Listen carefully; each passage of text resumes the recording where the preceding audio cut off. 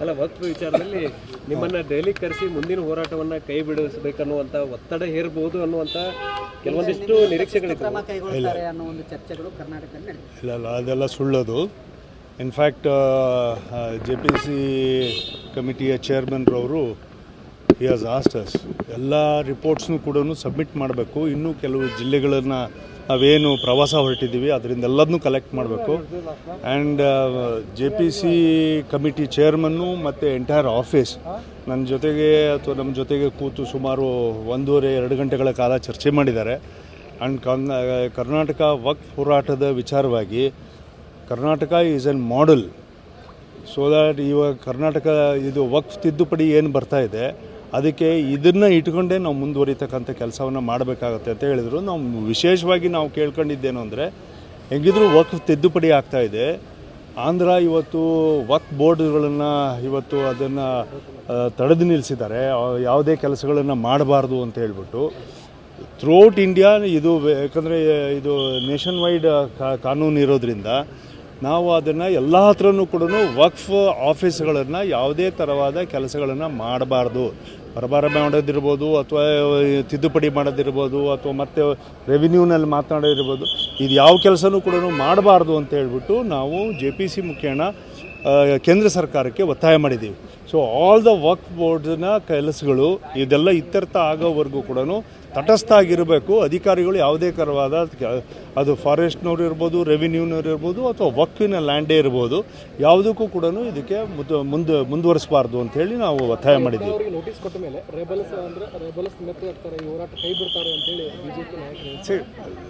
ಒಂದು ಯತ್ನಾಳ್ ಅವರಿಗೆ ನೋಟಿಸ್ ಕೊಡೋದಕ್ಕೂ ವಕ್ಫ್ ಹೋರಾಟ ಮಾಡೋದಕ್ಕೂ ಸಂಬಂಧ ಇಲ್ಲ.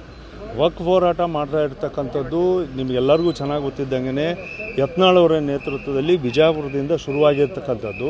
ತದನಂತರ ನಾವೆಲ್ಲರೂ ಸೇರಿ ವಕ್ಫನ್ನು ಒಂದು ಸ್ವಲ್ಪ ಸೀರಿಯಸ್ ಆಗಿ ತಗೊಂಡು ಇದನ್ನು ಸಂಘಟನೆ ಮತ್ತು ಪಕ್ಷ ಎಲ್ಲ ದೃಷ್ಟಿಯಿಂದನೂ ಕೂಡ ಒಂದು ಒಳ್ಳೆಯ ಕೆಲಸ ಮಾಡಬೇಕು ಅನ್ನೋ ದೃಷ್ಟಿಯಿಂದ, ಮತ್ತು ನಾನೇ minorities backward classes chairman, legislative committee chairman ಇದ್ದಾಗ ಕೊಟ್ಟಿರ್ತಕ್ಕಂಥ ರಿಪೋರ್ಟ್ಸಲ್ಲಿ ನಾನೇ ಸುಮಾರು 2,500 ಕೇಸಸ್ಗೆ ನಾವೇ ನೋಟಿಸ್ ಇಶ್ಯೂ ಮಾಡಿದ್ದೀನಿ. ಯಾವುದಕ್ಕೆ ಅಂದರೆ commercial properties misuse of the properties ಆಗಿದ್ದಕ್ಕೆ ನೋಟಿಸ್ ಇಶ್ಯೂ ಮಾಡಿದ್ದೀವಿ. ಆ ರೈತರಿಗೆ ಇವತ್ತು ಅವ್ರು ಏನು ಹೇಳ್ತಾರಲ್ಲ, BJP ಅವಧಿನಲ್ಲಿ ಜಾಸ್ತಿ ನೋಟಿಸಸ್ ಕೊಟ್ಟಿದ್ದು ಅಂತೇಳಿ. ನೋಟಿಸ್ ಕೊಟ್ಟಿರ್ತದ್ದು majority of the cases are in Bangalore and urban ಈಗ ರಾಯಚೂರು ಇರ್ಬೋದು, ಬೆಲ್ಗಾಮ್ ಇರ್ಬೋದು, ಈ ಥರ ಕಮರ್ಷಿಯಲ್ ಪ್ರಾಪರ್ಟೀಸ್. ರೈತರಿಗೆ ನಮ್ಮ ಅಧ್ಯಕ್ಷತೆಯಲ್ಲಿ ಅಥವಾ ನಮ್ಮ ಕಮಿಟಿಯಿಂದ ಒಂದು ನೋಟಿಸಸ್ನು ಕೂಡ ನಾವು ಇಶ್ಯೂ ಮಾಡಿರಲಿಲ್ಲ. ಇವಾಗ ಕಾಂಗ್ರೆಸ್ ಹೇಳೋದೇನು ಅಂದರೆ BJP ಅವಧಿಯಲ್ಲಿ ಜಾಸ್ತಿ ನೋಟಿಸ್ ಕೊಟ್ಟಿದೆ. BJP ಅವಧಿಯಲ್ಲಿ ಕೊಟ್ಟಿರ್ತಕ್ಕಂಥ ನೋಟಿಸ್ಗೂ ಇದಕ್ಕೂ ಸಂಬಂಧನೇ ಇಲ್ಲ. ಅದನ್ನೇ ನಾವು ಅವ್ರಿಗೇನು ಹೇಳೋದು ಅಂದರೆ, ವಕ್ಫ್ ಲೀಸ್ಟು ಸುಮಾರು 1300 ಪುಟಗಳನ್ನು ನಾವು ಇವತ್ತು ಅಸೆಂಬ್ಲಿನಲ್ಲಿ ಲೇ ಮಾಡಿದ್ದೀವಿ. ಅದನ್ನು ಎಲ್ಲದೂ ಕೂಡ JPC ತಗೊಂಡು ಈ ಪ್ರಾಪರ್ಟೀಸ್ಗಳನ್ನು ಪೂರ್ಣ ಪ್ರಮಾಣದಲ್ಲಿ ಅದನ್ನು ಫೋಟೋ ಆಡಿಟಿಂಗ್ ಆಗಬೇಕು, ಫೈನಾನ್ಷಿಯಲ್ ಆಡಿಟಿಂಗ್ ಆಗಬೇಕು, ಸೋಷಿಯಲ್ ಆಡಿಟಿಂಗ್ ಆಗಬೇಕು. ಆದರೆ ನಿಮಗೆ ಎಕ್ಸಾಕ್ಟ್ಲಿ ವಕ್ಫ್ ಬೋರ್ಡು ಇಷ್ಟು ವರ್ಷಗಳ ಕಾಲ 1952 ಇಂದ ಹಿಡಿದು ಇವತ್ತಿನವರೆಗೂ ಏನು ನಡೆದಿದೆ ಅಂತೇಳಿ ಗೊತ್ತಾಗುತ್ತೆ. ಆ ಕಾರಣಕ್ಕೋಸ್ಕರ ಈಗ ವಿಜೇಂದ್ರ ಅವರು ನೀವು ಮಾಡಿದಂತಹ ಬೆಳೆಯಿಂದಲೇ ಮತ್ತೆ ಪ್ರತಿಭಟನೆ ಸ್ಟಾರ್ಟ್ ಮಾಡಿದ್ದಾರೆ, ಏನು ಸಂದೇಶ ಕೊಡ್ತಾ ಇರೋದು? ಅವರು ಯಾತಕ್ಕೋಸ್ಕರ ಹೋಗಿ ಸೇಮ್ ಅದೇ ರೈತರ ಹತ್ರ ಅದೇ ಜಾಗದಲ್ಲಿ ಹೋಗೋದ್ರಿಂದ ಎಷ್ಟು ಪ್ರಯೋಜನ ಆಗುತ್ತೆ ಅನ್ನೋದು ಗೊತ್ತಿಲ್ಲ.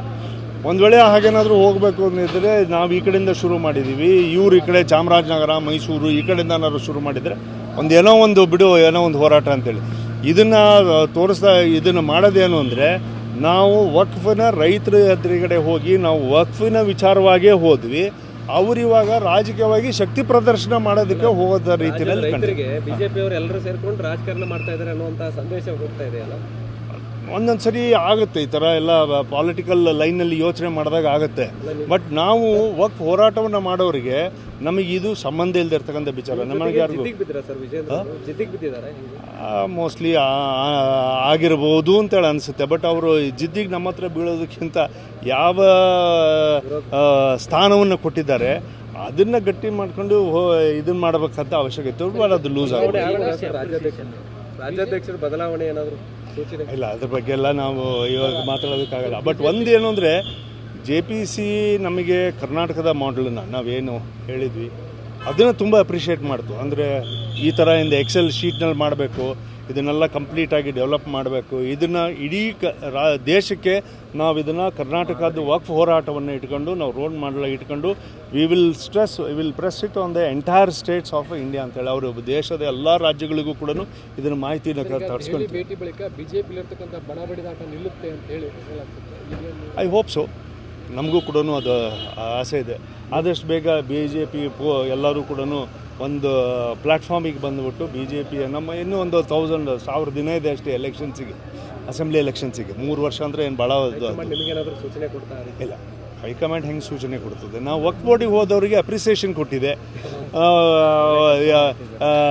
ಯತ್ನಾಳ್ ಅವರಿಗೆ ಮಾಹಿತಿ ಕೊಟ್ಬಿಟ್ಟು ಕರೆಕ್ಟಾಗಿ ಅವರು ಸರಿಯಾದಂಥ ಹಾದಿಯ ಹೋರಾಟವನ್ನು ಮಾಡಿದ್ದೀರಿ, ವಿ ಆರ್ ವಿತ್ ಯು ಅಂತ ಅದು ಯತ್ನಾಳ್ ಅವ್ರಿಗೂ ಕೊಟ್ಟಿದೆ. ನೋಟಿಸಿಗೆ ಅವರಿಗೆ ಸಮರ್ಥರಿದ್ದಾರೆ, ಅವರು ಉತ್ತರ ಕೊಟ್ಟಿದ್ದಾರೆ. Thank you.